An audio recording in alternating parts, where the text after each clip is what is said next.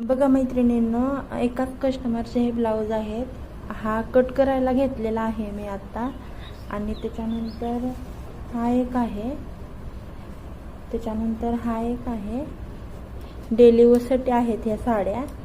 हा एक आणि ही अस्तर आणि हा ब्लाऊज पीस कट करायला घेतला आणि एक शिवला मी.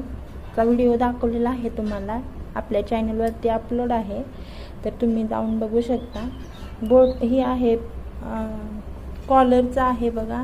पाठीमागनं गळा ही छान काढलेला आहे, ड्रॉपचा आकार काढलेला आहे. इथं फुल बसवलेला आहे मी छान प्रकारे. तर माझे व्हिडिओ आवडत असतील तर नक्की सबस्क्राईब करा मैत्रिणींनो.